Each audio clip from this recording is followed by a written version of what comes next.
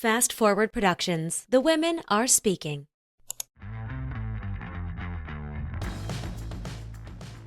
What's up, guys? Welcome back to another episode of the One Broke Actress podcast, an honest account of actor life plus a few lessons I learned in the process.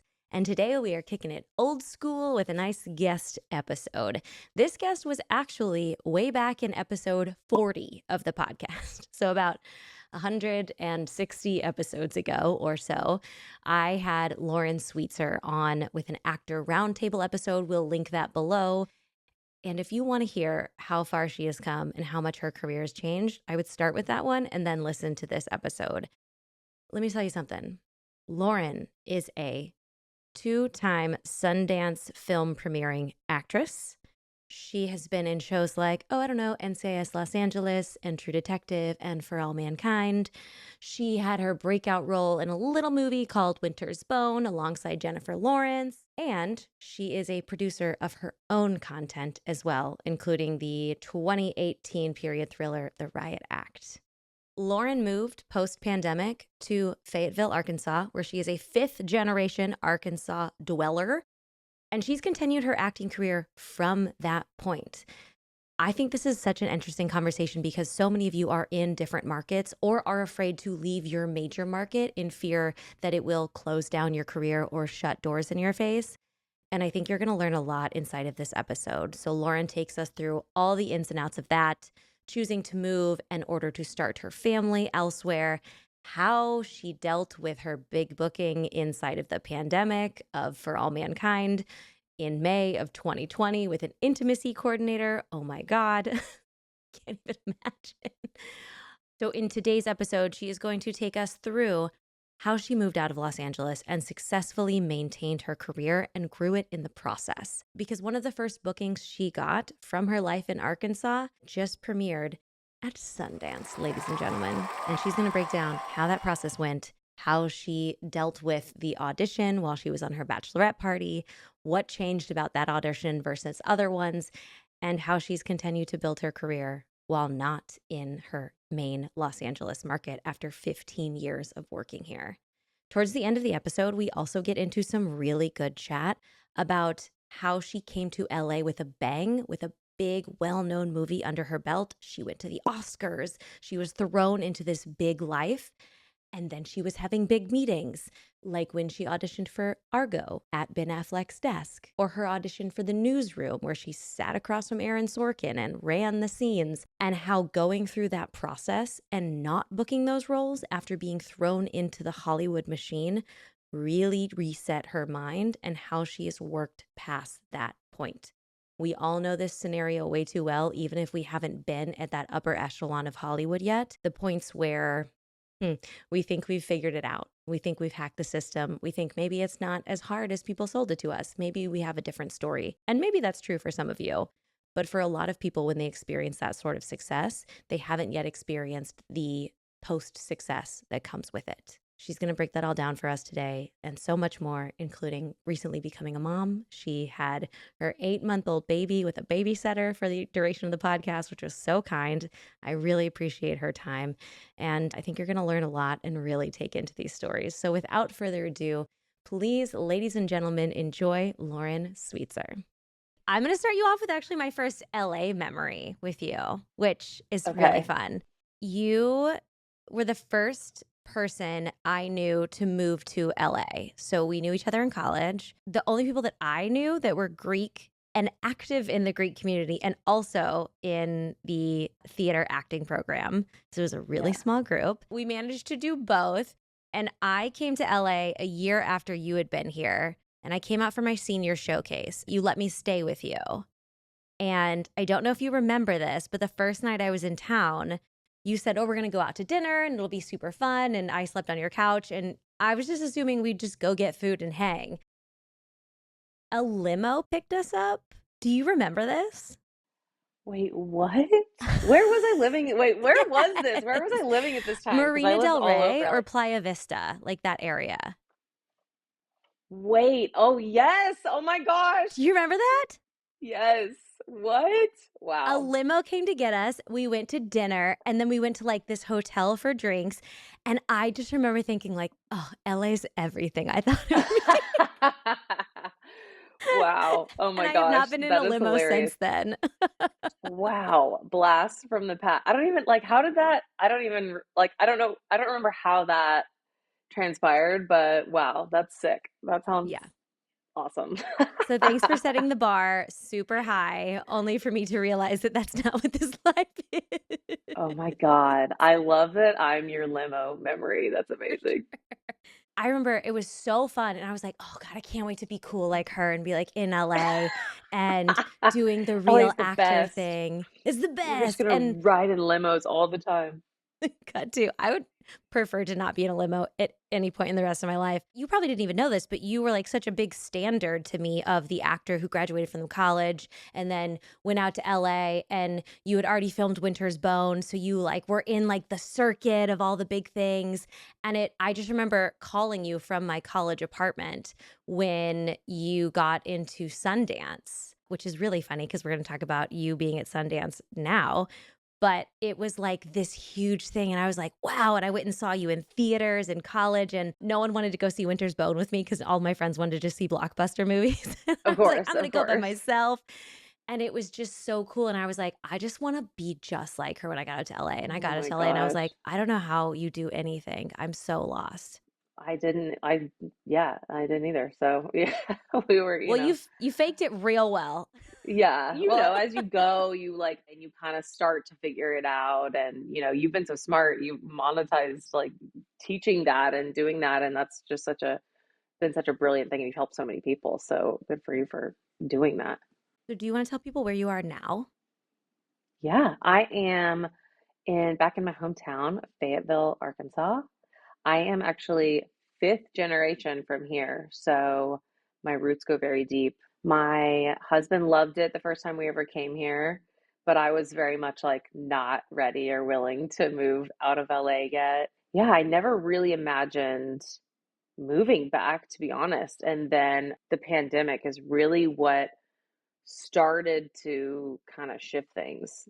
For a long time, I'd been wanting to like get into some other interests that I had, but I never really allowed myself to do that or like allow that into my ether, I guess, because I was just so like acting is everything, and just so laser focused, which is great in a lot of ways, right? But it's like life, you know, life is, there's a lot of other things that go on. The pandemic was a lot of things, but it allowed me to sort of go, okay, like things are happening in the business. Like, and then it was like strike after strike after strike. I'm going, okay, I think the universe is kind of going, let's lean into these other things that you're interested in. And, I wanted to start a family and all that good stuff. So that was a long way to answer where I am right now, but That's perfect. This is long form podcasting, so please talk as much as you okay, want. great. I think when you hit me up the first time, I had posted some meme that was like, "Don't give an actor a microphone" or something because they'll talk too much. And then you were like, "Hey, but do you want to talk?" And I was like, "Absolutely, I would love to." Or give them one and just make your living off of it because that's what I've decided to do with it. Absolutely, yeah, yeah. Listen, the pandemic changed all of our lives in so many different ways, and some was horrific, and some moments you were able to build a new life from. And the strikes happening right afterward, although they were not directly connected, it was just all inevitable that everything had to happen as it happened. Do you think if those things wouldn't have happened, would you still be pursuing this career as laser focused as you were and in LA specifically? There's a part of me that says I think I would still be in LA. However, I never wanted to raise a family in Los Angeles. I knew that just about myself. I always kind of just imagined that being somewhere else. I didn't know if that was here in Fayetteville. I didn't know if that was Nashville or like, wherever else. But I just kind of always had this feeling that that wasn't going to be in Los Angeles. And I met my husband January 8th of 2020. So it was sort of like we were like soulmates, but we also met right before everything went crazy. So we were kind of one of those like turbo romances. We just connected so deeply and intimately, like from the very beginning. And then I vividly remember watching the news and it was like, don't go outside and breathe the air. And we were like, what is going on? Like, it was just so crazy. And, people back in Arkansas were like, what are you talking about? Like, this COVID thing isn't real. Like, this is, it was just such a different world that we were living in Yeah. LA. And so I think career wise, maybe I would have still been there because Hmm. things wouldn't have changed so much in the pandemic. But we have an 8-month-old now, and I don't think I could have seen us doing that there. All of my auditions were remote. I was taping all the time, and I never really went out too much commercially. We spent like about a year kind of just traveling and going to visit friends, and we went to Austin, we went to Nashville, we went to Charleston, South Carolina. We just went to different places that we thought we would be interested in moving to, and like had some friends and contacts there. Fayetteville just kind of kept coming up, and he loved it here, and I was like, oh, a little bit like, oh my God, like I'm moving home. There was such a like Yeah. Yeah. Was identity there some crisis. resistance to that to be like, oh, am I going back to Yes. where I came from? Yes, absolutely, absolutely. And everything was telling me that that is not at all what is happening and nothing has to change. Like, that was kind of what I like came to was like nothing has to change. Like I'm still going to be auditioning. I'm still going to be, taking meetings and doing things. And the movie that I had at Sundance this year, I got that audition while I was in Cabo on my bachelorette trip. And it's like, if you want an audition, go out of town. Mhm. Always. And my best friend Sean, who has Sean Colin Young, he's an incredible actor, director, writer, producer. He just does it all. And he's my coach and he tapes me. And he Mm. was also one of my bridesmaids. So he was on the trip He with was us. there. Oh my God. Oh, How yeah. key. Wow. So he was there. And I was like, Sean, I just got this audition. Sometimes you want to just turn it off. You want to not do that. But I read it and I was like, this is awesome. This is so like in my wheelhouse. I read it as kind of like a drunk bride who had just ran off and got married. He was like, Lauren, go get your sash, all of your white shit that you have here, your white, like, put it all on, like, drink a Corona and let's do this. Like, let's just have fun and like tape it and who cares? And he always says, like, just shut up and go to the bank, is what he always says. Like, just shut up and go to the bank. I'm like, okay. I love that. So we just taped it, and one of my girlfriends, her name's Madison, she was just like so interested in the whole thing. And she's like, you're gonna do what? Hold on, can I sit in the corner and watch? And I was like, yeah, sure, if you want. So I have this vivid memory of just like seeing her like huddled in the corner, like watching us tape this. And then that movie shot in Traverse City, Michigan. So like Los Mm. Angeles had nothing to do with that movie. So that was just another example of like, it's okay, like go. You can kind of release this and you're not defined by the city that you live in. And the first movie I ever produced, we shot it in Arkansas. Like we did pre-pro in Arkansas. So there were just several things that were like leading you this way. Los Angeles isn't going anywhere. But yeah, it was a little bit of an identity crisis because I didn't realize how much Los Angeles had become like, It becomes a part of your personality. Like you're the girl who lives in LA. yeah, and just like, our friends that are there have become family and like it is Mhm. my home. It became like the home that I created. So it was just hard to imagine leaving it and, the life that we built there. And I met my husband there and done so many amazing things and set a lot of goals and reached them. And I still have goals that I haven't met yet that, when I was leaving, that was part of it too. It was like, well, I didn't do this and I haven't done this and but even though Hollywood would make me think it, I'm not 100 years old. Like you can do this for forever. It's fine. Like there's no Yeah. timeline here. What did you have in place in LA before you moved? Because I know a lot of actors are very interested in auditioning in Los Angeles, but living in other places. And I think the foundation of what you have is important to note. So you'd been here for a while. You had agents, you had managers. Like, what was your LA like foundation? Agents, managers, or just one, not many managers. And then Sean, he tapes me as far as like the tapes went. Sean and I lived in the same building too. So Sean and I were very close. So he had a room where he would tape people, and that's really where I did all of my tapes. And now, I just do that here, and my husband has to read a lot and tape me, which I Yes. know Caleb has to do that for you too. Yes. Did you tell your reps you were moving? What was that Hmm. conversation? Yeah, I just sort of presented it too of like, hey, things are kind of moving this way. Like, I think we're gonna make the move here. What do you think about that? Not to like getting permission per se, but just sort of like letting them know what that was gonna be. And they were like, yeah, that's fine. We'll just basically behave as if you're still here. They don't say like specifically from Arkansas, right? It's just more, I come from the Los Angeles office. Ooh, I know a question people are going to really want to know is, since you are coming from the Los Angeles office and they're not noting you as an outside of LA hire, when you do slates, do you say, I'm in Los Angeles? Sometimes, yeah. Yeah. Because I can be if I need to be. It's not like that big of a deal. Because some are like, you've got to be in LA. Like, it is like you Hmm. have to be there. And depending on the situation, like if I want to go in for that, yeah, I'll just say Los Angeles. I can be there and there's many places I can stay and stuff like that. Or I'll just, say, I'm in Arkansas or working on something. I'm always developing things here. So it's like she's working on something and she's in Arkansas. So people are everywhere now. I have so many actor friends that are not in LA anymore and weren't for years before the pandemic. So that kind of gave me a little bit more courage to make that move too. Because casting directors are like, well, let's see people out of Chicago. Let's see people out of Austin, New York, whatever. I think the big holdup for a lot of people when they hear this kind of information is like, oh, but I couldn't do it because I'm not from LA. And there is something to be said for the time you spent in Los Angeles, getting these reps, putting in these meetings. What would you say to an actor who's like in Arkansas and thinking, well, I want to get an LA agent? I would say like start regionally first. Like you don't have to be in Los Angeles anymore. It's not like it was when you and I moved out. Like it was pretty much like you have to move to LA and do that. I mean, there's a lot of really great.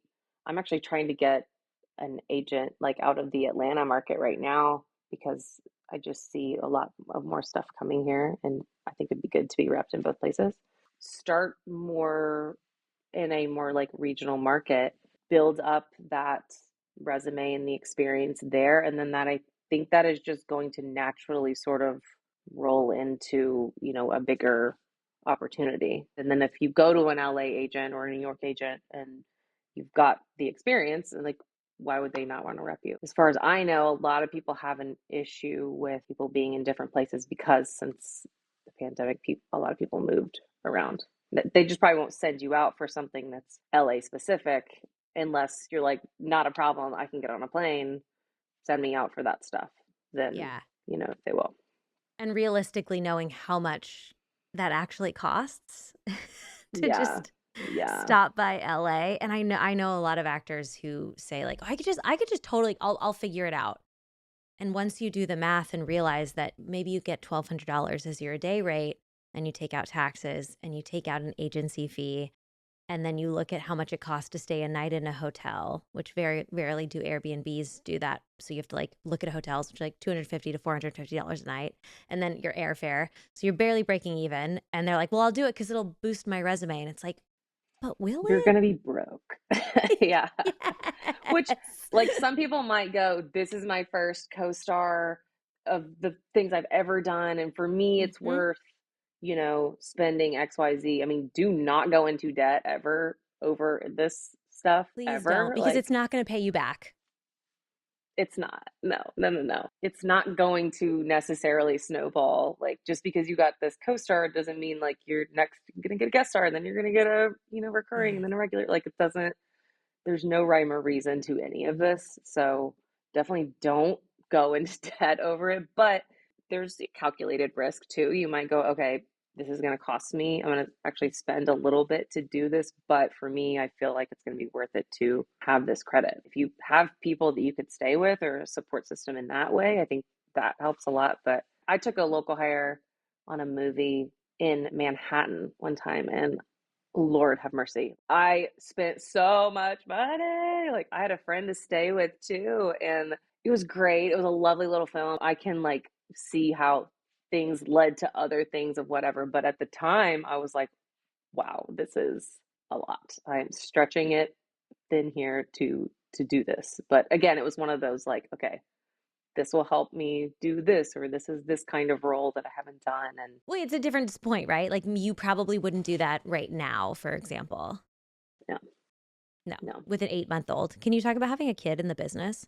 Sure, yeah. I mean, she's only 8 months, so that's my Yeah. experience. And I was very much like paused things. I did a couple of things while I was pregnant, and then like I went out for a few things before I got like real big there at the end. After she was born, I was very much just like, I need to pause everything. It's much more challenging to do your tapes. And right now, I had to just figure out childcare, and it's harder to manage, but it's definitely doable. And tapes, like you have to just, like, I try to tape while she's napping, which is like, you gotta be ready. You know what I mean? You better have your stuff memorized. You better have the lighting ready. You better like have your reader, like trying to get it done as quickly as possible, which is an interesting element too, because it's just sort of like you don't have the luxury of the time that you once had to go, well, that take was, I don't know, is it, it's like, get it done. It's like being on set. Like you have 3 takes or whatever it is, and we're using one of these. So yeah, that's a little more challenging. And now when something comes in, you're going, does this make sense for me and our family? And are we going to be able to all pack up and go? There's a lot more to consider. How has it changed the filter of stuff that comes in for you when an audition comes in? How does it filter differently now that you have a family? My filter had honestly changed a lot before I had started a family. I'm at a point like in my life where I really have to love it and really feel called to do it, or there's got to be a big check. I'd rather like be called to something and it be amazing and feel super driven and creatively fulfilled by something. And if I don't make much money, that's okay. Like, or if it's like I'm gonna make a lot of money in doing it and I don't care about necessarily the creative aspect of it, like I'll do that too, if that makes Yeah. sense. But it makes sense because of the filter, right? It's like it's how you what is the important aspect I'm getting from this? Is it like an important artistic pursuit or is it important a paycheck? They can be worth equal. I think that it's possible for both of those things to exist. And I think when I was a younger actor, I would maybe have felt shameful of being like, it's a big paycheck, but I don't care about this role at all. And I'm like, Mm. whatever, like, I don't care, I'm gonna be able to do XYZ, with this money for whatever goals that we have. Yeah. Or I'm not gonna make any money, but I freaking love the story and I feel called to do it. It's kind of both there, if that makes any sense. Yeah, it totally does. We have been catching up on For All Mankind, and we got to your episode a couple weeks ago, and I was like, "Oh You my did. god!" And I didn't know you were gonna be in it. I was so pumped because I love Oh that my gosh. show. I was just so jazzed. Like that to me was such a moment. I was like, "Look at Yeah. that!" And that was post pandemic, right? That no, that was It so wasn't. we it was right, it was like, okay, this was like right when I had met my husband too. I think this was the first thing that he ever helped me read for, and he's reading this Oh, like, and and yeah, you're fully like hooking I'm up with fully Joel fully Kinnaman. making out with Joel Kinnaman here. Um and so that was a good test in our Yeah. relationship. Trial by fire. Can Um you handle the realities of an acting career? Yeah. Exactly. Here's what's going to be going down here. So we had shot it, I think, like I want to say like May of 2020, somewhere around there. So it was like Oh, it was literally, like in COVID. oh yeah. And then we had to stop. There was like, I think it was a Wednesday when everything had to stop. I don't know why I remember it was a Wednesday. Everything Yeah. had shut down. And Wow. then we had to pick it back up in like September, like many months later. And then we were like that was when all of the actors were literally like in a pen, and like people couldn't come into Zone A was pin segregated. A, so you're Uh-huh. like feeling like a zoo animal, and You ate your masks lunch and in your like, trailer and oh yeah, yeah. And you were not talking to a ton of people. And Joel and I were making out, right? Like we Yeah, it was had a to, so very intimate scene. we had to COVID test like crazy. I think that was the first time I'd worked with an intimacy coordinator too. So Interesting. What was yeah, that like? she was lovely and it was great. And Joel is a wonderful, wonderful person and human being, and just very, very kind actor. In those scenes, it's just very like business. It's like, I'm gonna turn here, my arm's gonna be here, you're gonna lift me up. That like it's very just choreographed and kind of robotic in the way that it's planned, and then you just sort of have to make it a scene within the dynamics of that. But she was great, and she just sort of like, kind of ran through like, here's the scene, here's the points that I'm seeing that are a little more risque or whatever, and would ask me like, what I was comfortable with, and I had already said like in my contract what I would show and what I wouldn't, and all those things. And she would make sure that I was comfortable with whatever actions Joel was doing, and I had a good experience with that. I was so excited when I saw you. I can't believe that was in the pandemic. Yeah, Woof. You crazy. would have Weren't no those idea. clothes fabulous? The clothes were just so much So fun. good. That's just such a fun show. That was a really cool show. I love that show so much. I'm so proud of it. I auditioned for a role in season 4. I was so jazzed about. Anytime someone I know books it, I'm like, yes, like get in there. Because it Yeah. also is a show that, other than Joel Kinnaman, like most of those actors, they're not, nobody's like A-list. And you Hmm. don't see that very often anymore. It's Yeah. really refreshing. And they're still doing more. Yeah. A lot of really cool actors and artists and people on that set.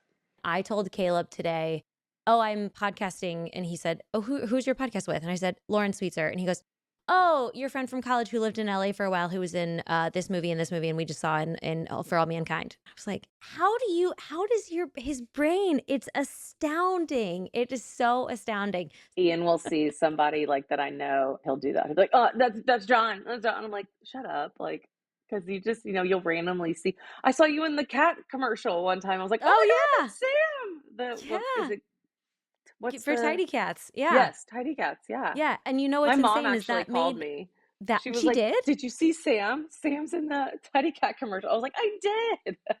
Oh, your mom is so sweet. I specifically remember Missouri State brought you in to speak with us. Do you remember that? You came and talked Yeah. to Hmm. our class. We're the same age, but I was in a year younger than you because I was too afraid to major in acting right away. And after failures, I was too scared to try it. And eventually I wound up in the same program, but I was behind. And you came and did a chat. They put on some luncheon afterwards, and you were like, come to the luncheon with us. And I went, and I remember you and your mom finished eating, and you both pulled out lipstick and put it on right after you finished eating. And I was like, these are some Southern ladies. Oh my gosh, that's so funny. I told her I was doing this today. She was like, "Oh my gosh, I love Sam." She was like, "She's so pretty and cool." I was like, "Yeah, I know." So I'll tell you That, that. well, please tell her I say hi. And I always think of you guys putting on lipstick together after I'm your gonna meal. tell her that story. It's She a will love that. moment. So to take this then full circle, in college, you did Winter's Bone, correct? Yes. So you were in Missouri and Hmm. you booked this movie, which went on to be huge on so many levels, ended up Yeah. taking you to Sundance. Now you're living in Arkansas. You booked a movie, also didn't shoot in LA. You were also not living in LA, and you just got back from Sundance. Yeah. So, And to even make it even like crazier, so I played a mom in Winter's Bone. I played a mom in this movie at Sundance too, and then I became a mom last year. So this is amazing. And this is Sunfish is the name of this movie, correct? Is that the full name, or is yeah, it's called Sunfish and Other Stories on Green Lake. I thought this was such a lovely headline that the Hollywood Reporter said, it's a charming slice of life drama that makes for a low-key but refreshing mental vacation. And I cannot tell you how bad I need a mental vacation. So please tell me about this movie. I think you are going to love it. I hope it still does. This is a really cool film. It's one of my favorite things I've ever done. It's a four-part anthology, and I know people are a lot of times like, oh, anthologies, but this is woven together so beautifully. It is by Sierra Falconer, wrote, directed, and produced it. She's also young. She is. She did this as her thesis film at UCLA. It will blow you away when you see this film. It is just so beautiful. And she pulled together such an incredible team. It's just a really good movie. And, a lot of times Sundance movies are not exactly, a feel good time. Winter's Bone, not the brightest sunshine of movies, right? Not an Great not an movie. not an uplifter. Exactly, exactly. You're not like wanting to feel good. You're like, let's watch Winter's Bone. This is a really lovely, like feel good film. It's got so much heart, a really incredible ensemble cast. I mean, the cinematographer's r amazing, the editing, it's just a really, really good movie. And it follows four different storylines, but they all relate to Green Lake and they all take place around Green Lake. And it's just a really lovely, beautiful film. I'm excited for people to see it. Did you think when you were filming it that you were filming something that was going to go win awards?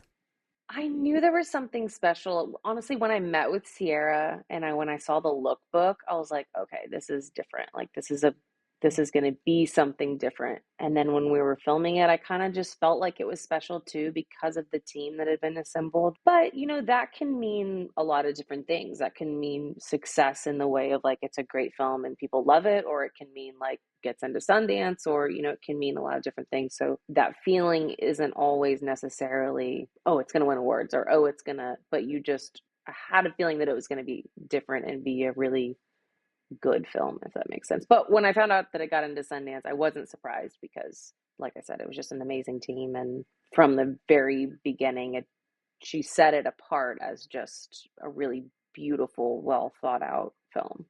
Did this audition come from your agents, from your LA agents? Yes. And I didn't know this. It just came in as an audition to me. But when I sent in my tape and then had a director's meeting with her, she was like, I wrote this part for you. Like when I was writing the script, I really wanted you to do this. But, it was smart. It was kind of smart that she didn't say that, in the beginning. It was just pitched as an audition. So had I not chosen to take the audition, I would not have known that the part was written for me How'd she know you? from Winter's Bone. So Wow. yeah, they auditioned other people too. So I think that's why it came through as just an audition. But that was the first time that I had been like, people see me in things, and like someone thought of me and wrote this part, and I was just like incredibly flattered. I just don't think of myself in that way. I do a lot of indies and some TV and stuff, but Hmm. I don't know, you don't ever think that, people are actually watching it, and your performance will make them, want to create something and put you in that. So that was really cool.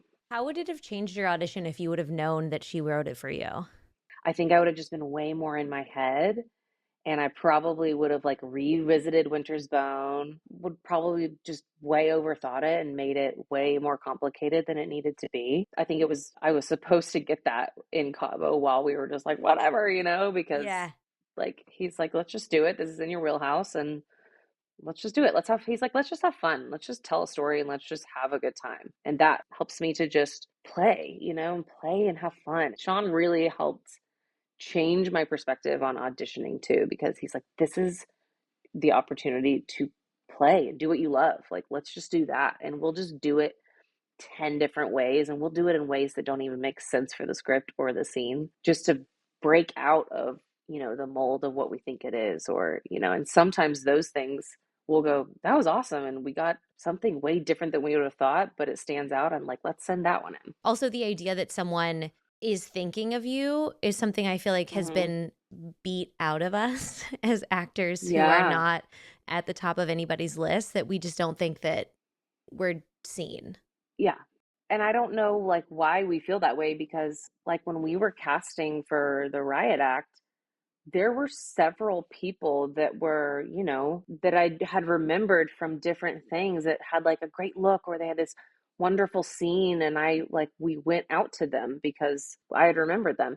it didn't come through as an offer or it just came through as an audition, right? So I think you just have to put it out there, and because if they're not interested, they're not interested, and you don't want to make them interested because you are in them. It was just aligned and kind of meant to be that way. The time between coming to LA, starting here, getting agents, all of that stuff. Having come here, and you also went to like the Oscars, for example, with Winter's Mhm. Bone, Yeah, and you were yeah. thrown into the mix of a whole different world very quickly. Were there times where you felt like you lost whatever that big thing was and you tried to recreate it, or you were like, that's how I know Mhm. I would be that way whenever I've had one or two bookings, quote unquote, in a row, so AKA in a 9-month period.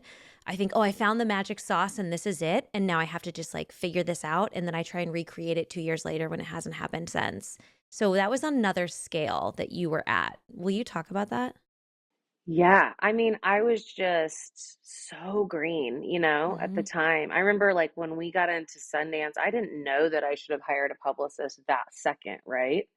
Yeah. Um, How would I you just didn't know? know. I just was in a world that I was still learning so much about, but also just you kind of just think like, oh, like this is easy, or this is going to continue. And I also booked the first TV audition I ever went to too. So Oh, that was like, I hate you. yeah. Yeah, well, it karma came back because then you go through dry spells and you're like, wait, this isn't as easy. Yeah. I got so close on so many, like I had other girl syndrome for a really long time. Like I met with Aaron Sorkin for the newsroom. Like I was like sitting across from him. Like I met with Ben Affleck for I Argo. remember that. I remember you talking to me about the Argo like the Argo meetings. I'll never forget when I got that call. I was about to take off on a plane to Chicago and that I didn't get it. And I cried the whole way to Chicago. Like, it's a blessing and a curse to be thrown into that world of just like this thing is so successful and it is just like really taking off and it's putting you in all these rooms. But then when those other things aren't coming through, you're sort of like, it makes the imposter syndrome like 10 times, right? Because like maybe I'm not supposed to be doing this. Like maybe I'm not supposed to be here. And then you're comparing yourself to others. And, so it was, you know, one of the best things that happened to me and for my career, but also, it was hard because it didn't just necessarily snowball after that. And, you know, so yeah, it was great and also hard at times. How did you reconcile with those feelings? Because clearly you have a whole life now and things are going in such a, like, you have a whole beautiful life and a beautiful family and like things are in a great place, at least from an outsider's perspective. How did you reset yourself and how long do you feel like it took to get? I remember I came to visit you. I think you were living in South Pasadena and we went for a walk and you told me about the Argo audition and it was still sitting with you at the time. This was years and years and years ago. And I remember thinking, I don't know if I'm currently have the stomach to handle these feelings. I mean, you just go, this is my path, and my path is different, and I'm very much like, what is for you will never miss you type of person. But I have to remind myself of that at times, right? There are times when you just go, this sucks, and I'm going to let this suck for a little bit. And I'm just very much like, if this is meant to be, it will be, and nothing will keep it from being. And if it's not meant to be, nothing will make it be. So I just kind of had to come into being comfortable with my own path and that my path is just going to look different than anybody else's. And I don't know, I didn't have an example of anybody at the time either that like had done this movie and it blew up. And then, I didn't have any, like, I don't know anybody that's had that path. And so, It can feel like, this is me speaking from my own experience. It can feel like I had it all and I lost it, or I made a yeah, mistake. for sure. And that Right. can't be it. Or like the opportunity was there and it's past and it's not going to come again, or it's not going to, those opportunities aren't going to come again because I did this one movie and it was so big, and then I'm not gonna have another one that does that, but you just can't really have that mindset.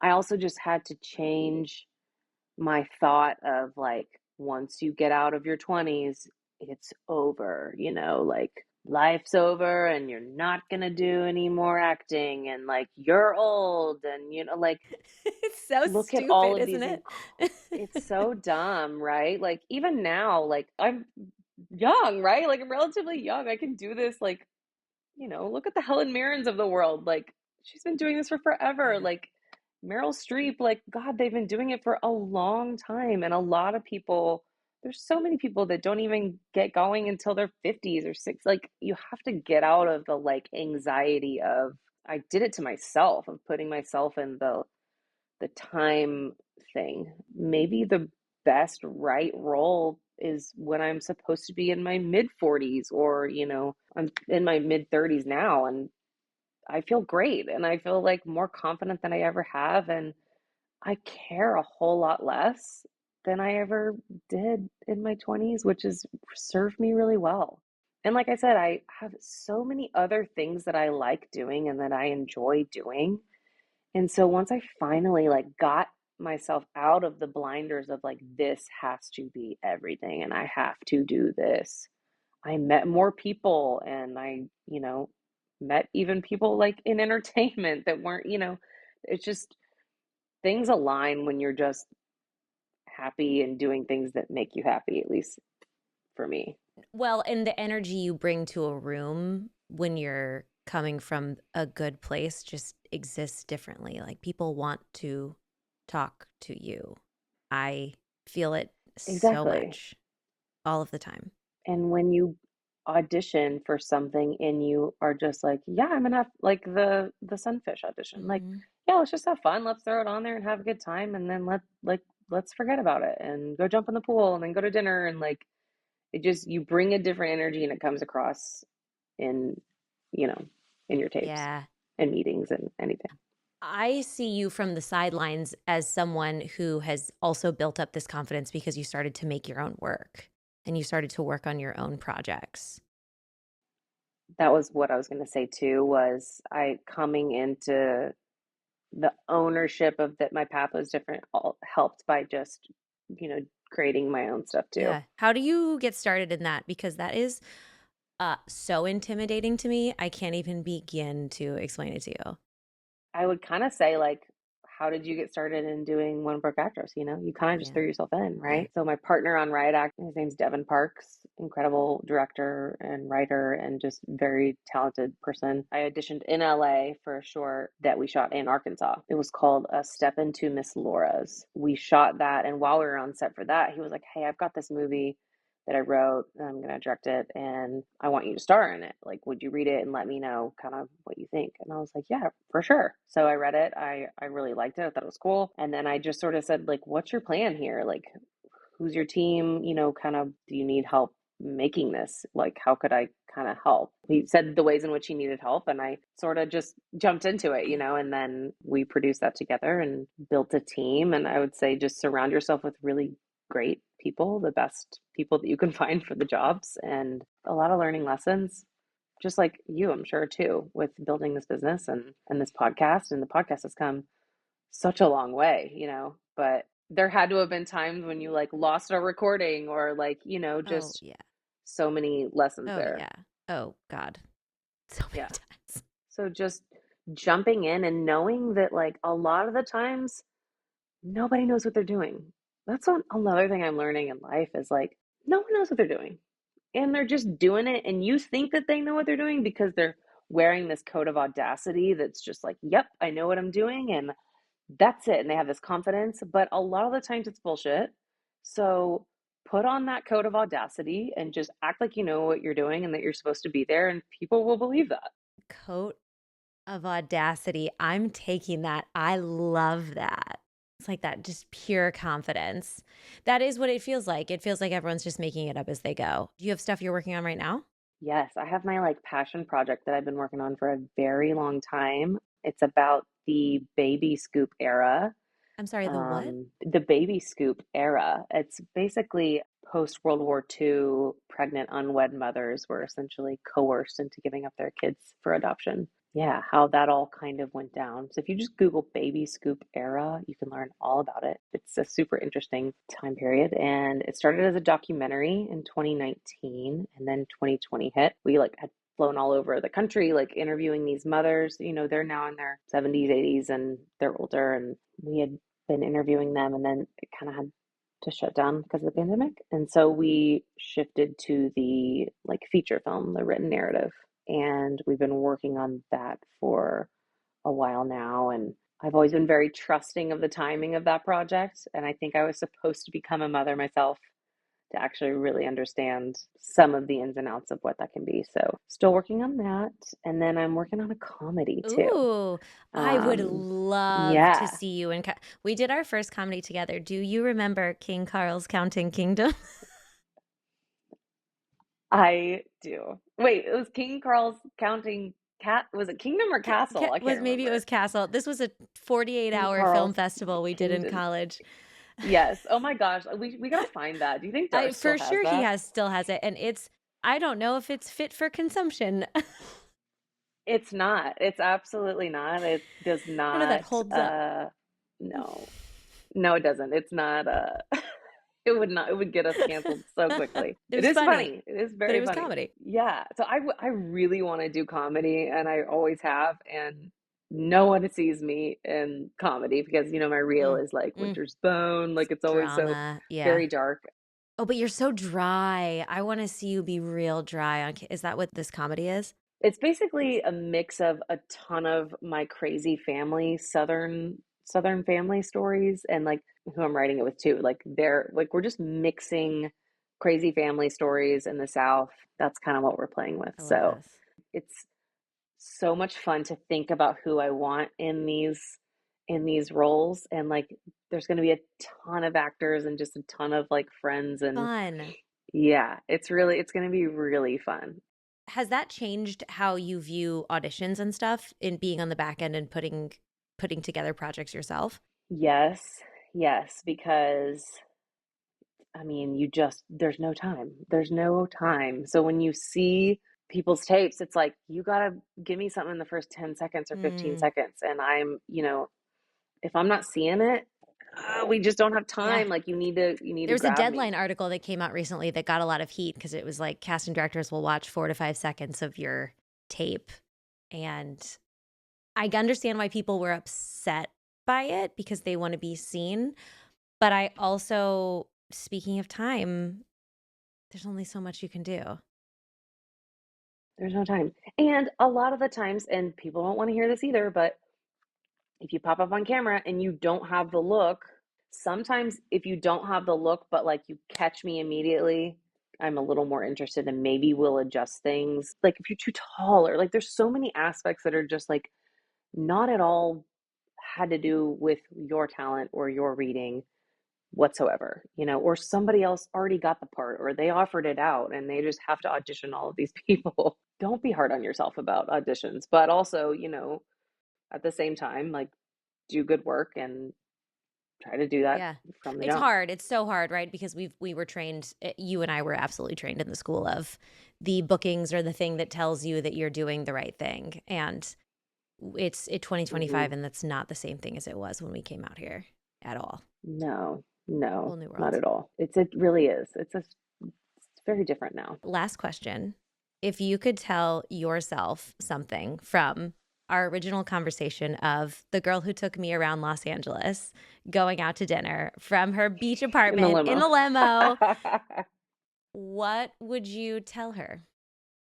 This is kind of a silly one. People are going to be like grown, but I would say like be yourself, and saying that I mean like truly be who you are. Don't try to be something else to fit into this role or to fit into what this person might like. There were just so many times, and I think acting did this sometimes, was like you just are trying to be something different than you actually are. And it's not, if it's not aligning and it doesn't feel like that's you, it's not going to work anyway. Like I said, if it's it's meant to be, it's going to be. Nothing's going to keep it from that. And just if you're not feeling that, like I've always had this like kind of guiding, like knowing within my body, like I know when something's right for me and I know when something's not. I can look back on times when like this friendship was not like I knew this was not a good person and I knew, this person's not good for me, but like they're so fun or they're, like I like being with them or they like listen to that part of yourself and like that's part of like being yourself, listening to yourself and knowing that that's not right for you or like I think about the Ben Affleck meeting still sometimes and I wasn't being myself. I was not grounded in who I was. I was just very much just trying to fit into what I thought that I needed to be. So, one day I'll get that do-over there. But that's how it was supposed to be. That was what was supposed to happen at that time. And so, yeah, as silly as be yourself sounds, do that. Be who you are and listen to your inner guidance of what to do and what not to do. And that was kind of a I'll silly take it. answer, I'll but take it for little Lauren back in yeah. 2011. She can have that one. Yeah. Exactly. Oh my gosh. Sweet little thing. I look back at my headshots. I I'm know, like, but oh she my was God, trying it's so so hard. bad. Oh my God. Can I grab my first Do you headshot have it? ever? It's on our refrigerator. It's Bring to do me. I? She's so little. You're gonna die. Oh, Who is this wait, the polka dots was a girl? choice. Stop. Who is she? Let's tilt our head. Let's blow our hair out until it could not be any straighter. Like, also, like, I wear my curls now and I just love it, and that's who I am. Like, who is this girl? This is not, you're not being yourself. Far too much mascara. Just like really, And to be clear, you had to go in and pick that font. I was like, this is it, I know, I Hollywood. know. Watch out. I'm about, like, I chose this and I was like, this is it. I have mine that I took for our senior showcase. Oh my gosh. Sweet, sweet Um, baby. Look at that will sweet you baby hold up yours? child. That's it. That's These girls, amazing. I was like a cami under a gray t-shirt Oh, leaves these little so much childs. to be wanted. I was like, they've never seen something like this. I think I'm not I even know breathing in this for photo. Like I can tell you're not breathing in yours either. Like you're just like, hold sure. it. And what Oh is my the God. cropping? And the polka What is the dots, like what? Oh, this was the other one. This was the bless other one. her. The brick The wall in arms. the We love it. If you are not watching this on YouTube, you guys, you should be because this is the brick wall and this is the absolute best trench coat Oh that my Forever God. 21 had on sale. There's another one I wish I had it on hand. My mom has it framed in her house. I'm like, oh my God, kill me. And I'm like this. I like have my hand up like this, and I'm like I have like I'm like, what? This is so embarrassing. I can't believe I'm gonna admit this. I got bookmarks made. Bookmarks. Bookmarks is different. I would like one. Oh, my friend Lee, I gave it to him for his birthday last year and I signed it and I was like, chase all of your dreams or something. And it's like me like this. And I'm like, if you don't use this as your bookmark, oh my God. For like 3 years, I spent so much money buying Vistaprint postcards with this picture on them that said Happy Valentine's Day from Sam Valentine, samvalentine.net to go to my website. So Oh much money no. wasted. But that's what we were told. We were like, hey, if you just give people your photo and they're going to be like, oh, wow, you know what? We need somebody today. Let's hire her. They're like, be different. And I'm like, you know what? I'm gonna do bookmarks. That's what I'm gonna do. As a blonde white girl, here's how I'm different. Bookmark. So bad. And like nobody has to print them anymore. Like, I know, but now everything's online. And now actors and I talk about the prices of things like casting networks, and they're like, it's so expensive. And I'm like, I know, but also, have you ever bought matte photos 8x10 and had your resume printed on the back of them? Because that was a thing we did. there was this one casting director that like ripped me a new asshole because like I brought in a headshot with like a staple. I'm like, what do you want me to do? Glue it on the back of there? Like, There was a few casting directors who were like, well, if you staple it in every corner, not just two corners, not just, and I was like, you are throwing this away the second you don't pin me. I know you are, but I wanted to do it. I would do anything, Yeah, like I'm not getting this job. I know that. I but know I would that. do anything to be So different. I tried so hard. So back to your advice. It's really good. be yourself. Get the bookmarks, because just be different. God, what a mess. Oh, that's a perfect place to call it. I love this So so bad. much. Where can people find Sunfish? Where can they find you? Do you want to direct them to Riot Act? Where do you want to send people? You can follow me on Instagram. That's how Sweetser it is, just spelled out like that. Obviously, you can check my IMDb for different stuff. The Riot Act is on Apple TV Plus and Amazon Prime. I think it's Sunfish the film is the Instagram. I'll send it to you and you can post that. Thanks for spending time with me today. I really appreciate it. It's so good to talk to you. Thank you for having me. And yeah, this is awesome. Always.